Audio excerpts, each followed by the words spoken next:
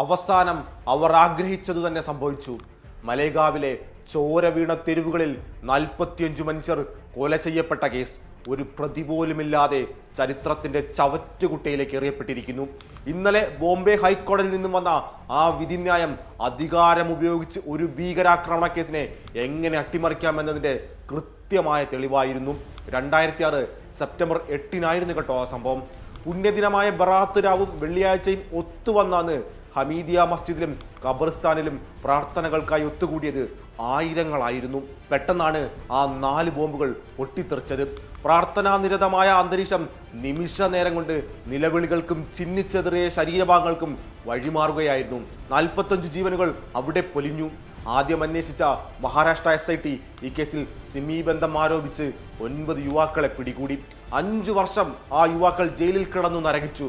പിന്നീട് അവർ നിരപരാധികളാണെന്ന് NIAക്ക് തന്നെ സമ്മതിക്കേണ്ടി വന്നു. മർദ്ദിച്ചും ഭീഷണിപ്പെടുത്തിയും വാങ്ങിയ മൊഴികളായിരുന്നു അവരുടേതെന്നാണ് പിന്നീട് രാജ്യം തിരിച്ചറിഞ്ഞത്.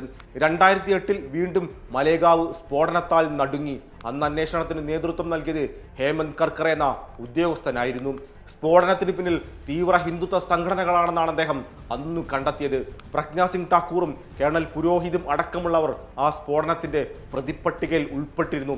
2006 മലേഗാവ് സ്ഫോടനത്തിൽ നിർണായകമായ വഴിത്തിരിവുണ്ടാകുന്നത് 2007 മക്ക മസ്ജിദ് സ്ഫോടനവുമായി ബന്ധപ്പെട്ട കേസിൽ 2010 CBI സ്വാമി അസീമാനന്ദയെ അറസ്റ്റ് ചെയ്യുന്നതോടുകൂടിയാണ്. RSS പ്രചാരകനായ സുനിൽ ജോഷിയുടെയും സംഘത്തിന്റെയും നേതൃത്വത്തിലാണ് മലേഗാവ് സ്ഫോടനം 2006 നടത്തിയത് എന്നായിരുന്നു അസീമാനന്ദയുടെ മൊഴി.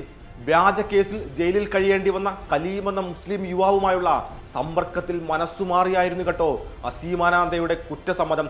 2011 കേസെറ്റെടുത്ത NIA 2006 മലേഗാവ് സ്ഫോടനവുമായി ബന്ധപ്പെട്ട് രാജേന്ദ്ര ചൗധരി, ധൻസിംഗ്, മനോഹർ രാം സിംഗ് നർവാരിയ, ലോകേഷ് ശർമ്മ എന്നിവരെ അറസ്റ്റ് ചെയ്തു. മുൻ RSS പ്രചാരകൻ സുനിൽ ജോഷിയുടെ മേൽനോട്ടത്തിലാണ് സ്ഫോടനം നടത്തിയതെന്നായിരുന്നു കേട്ടോ NIAയുടെ കണ്ടെത്തൽ.